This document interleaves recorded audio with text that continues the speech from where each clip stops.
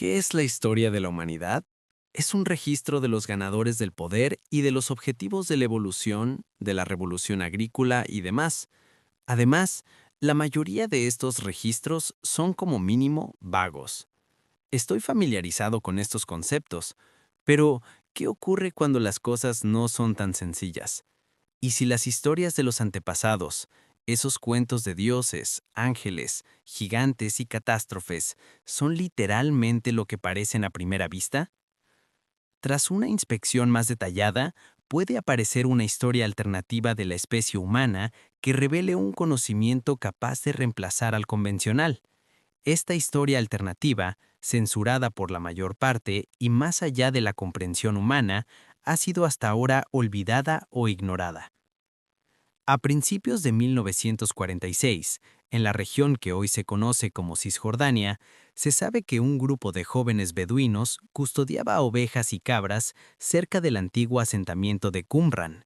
En aquel entonces, al considerar que quedarse en el coche era demasiado monótono, arrojaron piedras en el escarpado desierto desértico.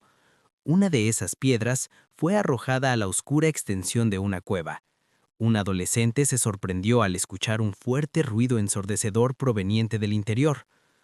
Durante su exploración, encontraron una colección de grandes jarras de arcilla, una de las cuales estaba rota, aunque no lo sabían en ese momento. Estos adolescentes habían realizado un descubrimiento histórico. En el interior de las vasijas había una serie de viejos pergaminos. En los años siguientes, este hallazgo fue continuado por arqueólogos, historiadores y cazadores de tesoros, quienes hallaron más fragmentos de pergaminos en otras 10 cuevas de la zona.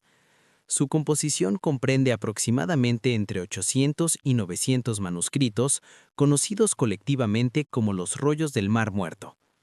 Estos manuscritos contenían gran parte de un misterioso texto religioso no canónico que había sido olvidado por mucho tiempo, el Libro de Enoc. En su totalidad, el Libro de Enoc consta de 5 libros: el Libro de los Vigilantes, el Libro de las Parábolas, el Libro Astronómico, las Visiones Oníricas y las Cartas de Enoc. Con unos 100 capítulos, estos relatan la historia del séptimo patriarca en el libro del Génesis, Enoc, padre de Matusalén y abuelo de Noé, el mismo Noé de la historia bíblica del Arca, pero esta no era la versión convencional. De hecho, el libro informa de una versión completamente diferente de los acontecimientos que precedieron al gran diluvio. Esta historia es explicada por los vigilantes, en términos bíblicos, ángeles caídos, que fueron enviados a la tierra en un tiempo antiguo e indefinido. Lamentablemente, nada más lejos de la realidad. En lugar de guiar, solo observaban a las personas. Estos vigilantes se sintieron atraídos por las mujeres y empezaron a realizar actos sexuales reprobables con ellas. El libro cuenta que a través de esta unión entre los llamados vigilantes y los humanos, nacieron los Nefilim, gigantes y seres salvajes que pusieron a la humanidad en peligro y la saquearon. En otras palabras, seres sobrenaturales. Los gigantes devoraban a los humanos. Molestos por lo que habían hecho los vigilantes, aquellos que eran llamados dioses los encadenaron en un abismo. Enoc actuó como mediador entre los dioses y los vigilantes prisioneros. El libro describe los viajes de Enoc entre el cielo y la tierra en su papel de mediador, como aquel que voló con los ángeles y vio los ríos, las montañas y los parajes de la tierra desde arriba. Sin embargo, a pesar de la intervención de Enoc, los dioses decidieron que la tierra se había convertido en una abominación y debía ser castigada. El castigo sería una gran inundación para destruir a los Nefilim y a los vigilantes en su prisión. Lo interesante del libro es que está ganando popularidad. Génesis, en las tradiciones abrámicas, en el capítulo 6 menciona a estos héroes de la antigüedad y guerreros famosos. Este no es el único lugar en el canon bíblico donde aparecen. En Números 13, 32 al 33, los israelitas visitan un país habitado por los Nefilim y dicen que son tan grandes que los israelitas parecen saltamontes a su lado. Muchas cosas de la Biblia se consideran alegóricas, en tiempos modernos como mitos filosóficos en lugar de registros históricos. Sin embargo, hay evidencia arqueológica de grandes inundaciones en el pasado. Esto también se aplica a innumerables contextos religiosos y tradiciones culturales en todo el mundo que hablaban de estos seres. ¿Realmente existieron los gigantes Nefilim? Sin duda existe la posibilidad de que hubiera opciones similares que proporcionen pruebas. En nuestro video de 30 minutos sobre gigantes, informamos de docenas de historias de esqueletos enormes encontrados en toda Norteamérica, así como artículos de periódicos de finales del siglo XIX y principios del siglo XX que sugieren que los gigantes antiguos existieron de verdad y coexistieron con los primeros humanos. No es un fenómeno limitado a los Estados Unidos. De manera similar, se han encontrado esqueletos enormes en la selva amazónica, en África y en otros lugares. Las historias sobre gigantes impregnan la historia y la tradición humana. El famoso explorador Marco Polo escribió sobre una especie de gigantes en Zanzíbar tan fuertes que podían cargar lo mismo que varios hombres. Actualmente en Irlanda, la costa norte presenta un increíble número de 40.000 columnas de roca anidadas. Según la mitología, fueron construidas por el gigante irlandés Finn McCool para poder caminar sobre el mar hacia Escocia y luchar contra otro gigante. También hay historias sobre gigantes en las leyendas nórdicas y en la mitología griega antigua. Si existieron gigantes como estos, los registros de innumerables culturas y el libro de Enoc tendrían menos probabilidades de ser vistos como simples alegorías. El mito sería menos fantástico y más anclado en la historia real. Es interesante que este libro fuera durante siglos una parte importante tanto del cristianismo como de las tradiciones judías. Muchos de los antiguos grupos religiosos aceptaban el libro como sagrado. Además, algunos escritos sugieren que el libro sirvió como inspiración para el propio libro del Génesis, por sus muchos paralelismos e historias entrelazadas. La pregunta es, ¿qué pasó? ¿Por qué este libro ya no forma parte de la Biblia? Para responder a esto, necesitamos remontarnos a los primeros siglos después de la muerte de Jesucristo, lejos del rígido canon de 39 escritos del Antiguo Testamento y 27 del Nuevo Testamento que hoy conocemos. Originalmente, había numerosos evangelios y textos religiosos que constituían un amplio espectro de la tradición cristiana. A medida que la religión crecía, la Iglesia tuvo que decidir qué textos se leerían y qué enseñanzas se seguirían. ¿Qué textos deberían considerarse aceptables y divinamente inspirados? Para crear uniformidad, la Iglesia necesitaba establecer un canon oficial a partir de esa diversidad. En tiempos modernos, tras el trabajo de Dan Brown en el Código de Da Vinci, se popularizó la idea de que esta canonización ocurrió de forma vergonzosa en el Concilio de Nicea en el siglo IV, bajo el emperador Constantino, para cumplir una agenda secreta. Lamentablemente, esto no es históricamente exacto. El Concilio de Nicea no determinó el canon oficial. No es culpa de Brown. Una afirmación similar se hizo ya en el siglo XVIII. Pero, aunque la historia sea incorrecta desde un punto de vista factual, miembros de alto rango de la Iglesia ciertamente seleccionaron con cuidado lo que incluirían en la Biblia, descartando lo que no querían y tachando a sus opositores como herejes para expandir su propio poder. Esto no se decidió en un solo concilio, sino que fue un proceso largo entre los siglos I y IV. Se supone que para finales del siglo IV el contenido de la Biblia se estableció oficialmente sin este libro. ¿Cómo pudo quedar fuera una obra tan influyente? Ni siquiera un libro esencial como este se salvó. El libro aún puede ser omitido. Se podría responder a esta pregunta mediante otros evangelios que también fueron censurados y eliminados. El producto final fue retirado. Tenemos, por ejemplo, un fragmento del Evangelio de Pedro, hallado en Egipto en 1886. En él, la historia perdida hace mucho tiempo cuenta que un Jesús resucitado sale de su tumba seguido por dos ángeles gigantescos y una cruz flotante que habla. Se oyó una voz desde el cielo: «Has predicado a los que duermen», y se escuchó una respuesta de la cruz: «Sí». Consideremos también el Evangelio de María, esa infame obra en la que María Magdalena aparece no solo como una seguidora de Jesús, sino como su discípulo favorito, tal vez incluso como su esposa. El discípulo Pedro le pregunta a María por qué el Redentor le dijo a ella cosas que no les dijo a los demás, sugiriendo que las mujeres deberían escuchar lo que ella tiene que decir. Ella responde que el Redentor la consideró digna. Descartar estos textos ciertamente sirvió para borrarlos, por eso el libro de Enoc fue apartado. Estos evangelios también cuentan historias extraordinarias y desafiantes, por lo que no debería sorprendernos que estos textos fueran censurados por los oficiales cristianos. Es obvio que el libro se habría olvidado por completo si no hubiera sobrevivido en pequeñas sectas ortodoxas de judíos etíopes. De hecho, la única versión premoderna del texto estaba escrita en Ge'ez, una antigua lengua africana. Esta versión fue la que utilizó Richard Lawrence, arzobispo de Cashel, en 1821 para crear la primera traducción al inglés. Esta versión sirvió de base para el estudio de los rollos del Mar Muerto.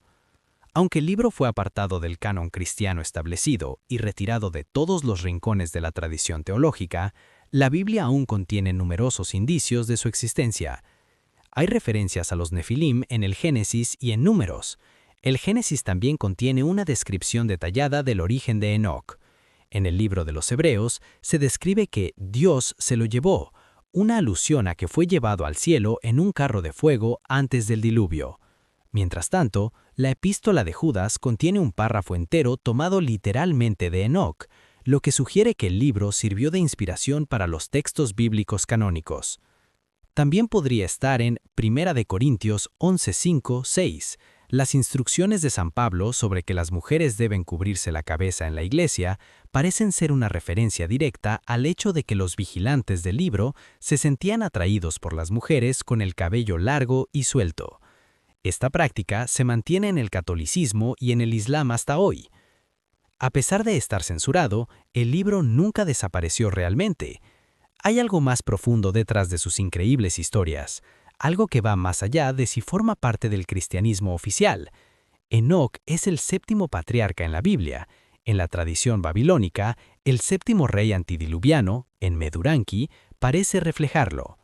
Los antiguos griegos creían que el dios Hermes era idéntico a él, mientras que los antiguos egipcios tenían a Tot en su propia tradición. Los ejemplos podrían continuar. Cabe preguntarse por qué Enoc es tan relevante si su nombre aparece una y otra vez en las tradiciones de nuestros antepasados. La respuesta podría estar en los textos sumerios. Según los sumerios, la Tierra fue visitada por un grupo de seres sobrenaturales en el pasado lejano. Estos seres son descritos de forma similar a los vigilantes del libro de Enoc. Sin embargo, los sumerios los llamaban los Anunnaki, aquellos que vienen del cielo. Para los sumerios eran dioses. Para pensadores modernos como Zecharia Sitchin o Eric Daniken, eran antiguos extraterrestres que vinieron a la Tierra.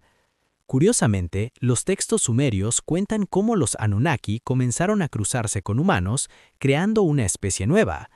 El libro también menciona cómo estos seres se enojaron por el estado de la Tierra y provocaron el gran diluvio. Es posible que el libro de Enoc sea simplemente el relato de la historia antigua de los Anunnaki. Consideremos lo siguiente. La revolución agrícola comenzó hacia el 10.000 a.C. Durante este tiempo, el hombre pasó de un estilo de vida de caza y recolección a uno agrícola y sedentario. Los registros muestran que ya hacia el 9500 a.C., en la zona del actual Kurdistán, se cultivaba barlera, trigo, centeno, avena, guisantes y lentejas, y se domesticaban cabras y ovejas. Unos 500 años después, se practicaba la alfarería y se trabajaba el cobre y el plomo. ¿Es esta antigua cultura kurda una de las primeras sociedades en desarrollar la escritura? Muchos se preguntan cómo la humanidad dio ese salto tan rápido. Es interesante que los kurdos se reclamen descendientes de los hijos de los genios, o espíritus. ¿Es esta una referencia a la reproducción entre Anunnakis y humanos? Según los sumerios, fueron los Anunnakis quienes trajeron el conocimiento avanzado y la tecnología para ayudar al progreso de la humanidad. Algunos sugieren que monumentos increíbles como las pirámides de Giza o Teotihuacán, de un refinamiento extraordinario, son inexplicables para las circunstancias sociales de la época según los registros históricos. Quizás esto explica por qué los seres humanos pudieron pasar de ser cazadores y recolectores nómadas a civilizaciones desarrolladas en un tiempo históricamente insignificante. El libro de Enoch describe un proceso casi idéntico. Los vigilantes conectaron con la gente y los educaron en metalurgia, minería, medicina, lectura, escritura e interpretación de las estrellas. Enseñaron a usar cosméticos, a hacer joyas y revelaron los secretos del arte de la guerra. En Enoch 8, 1, 3 se dice: Azazel enseñó a los hombres a fabricar espadas, cuchillos, escudos y corazas, y les dio a conocer los metales de la tierra y el arte de trabajar el antimonio y el embellecimiento de los párpados. ¿Sería el libro una relectura de la historia de los Anunnaki? Es interesante que el ejemplo más común de algo inexplicable, donde los Anunnaki debieron ayudar, son las pirámides egipcias. Según al-Makrisi, historiador árabe de la Edad Media, estas pirámides fueron construidas por un rey llamado Saurid, antes del diluvio. Por cierto, Saurid es identificado en hebreo con Enoch. En otro capítulo se dan testimonios de los secretos del rayo y el trueno. Algunos dicen que este capítulo busca iluminar el misterio de la energía y la electricidad. A su vez, los seguidores de la teoría de los antiguos extraterrestres creen que los Anunnaki intentan comunicarse revelando secretos a través de los círculos en los cultivos. Estos círculos, que aparecen en todo el mundo, presentan representaciones complejas de ecuaciones matemáticas, diagramas magnéticos y motores. La descripción de Enoch de su viaje con los dioses recuerda a los avistamientos de ovnis. Enoch describe un palacio donde el piso era como cristal tallado y se podían ver las estrellas a través de él. Estaban en tránsito. En este sentido, uno podría preguntarse si el carro de fuego que se lo llevó antes del diluvio no era en realidad una nave extraterrestre. Podría ser que historias asombrosas como la de los vigilantes, los Anunnaki y los gigantes Nefilim fueron olvidadas cuando las antiguas civilizaciones fueron aquiniladas. El libro fue censurado porque estas narrativas cambian fundamentalmente la historia y redefinen lo que somos. Quizás estas historias no se extinguieron por completo. Si consideramos la historia bíblica de Adán y Eva en el jardín del Edén, no la leamos literalmente, sino filosóficamente como una alegoría. La creación de Eva de la costilla de Adán y su posterior reproducción representa el cruce entre los vigilantes y los humanos. Se les prohibió comer del árbol del conocimiento del bien y el mal, pero lo hicieron. El fruto representa la tecnología y el conocimiento avanzado que los vigilantes trajeron antes de que la humanidad estuviera lista. Al comerlo, adquirieron el conocimiento de los dioses. El libro de Enoch describe cómo los vigilantes revelaron secretos eternos reservados para el cielo. Quizás la historia de Adán y Eva es simplemente el relato sumerio de los Anunnaki contado a su manera, integrando una parte crucial de la historia humana de forma alegórica en el canon religioso. ¿Qué es la historia humana? ¿Es lo que dicen los libros oficiales o es algo más profundo e increíble? Aunque haya sido olvidada, la respuesta ha estado ahí todo el tiempo. Gracias por vernos. Si te gustó el video, danos un me gusta. Si eres nuevo aquí, por favor suscríbete y haz clic en la campana para recibir notificaciones. No te pierdas nada.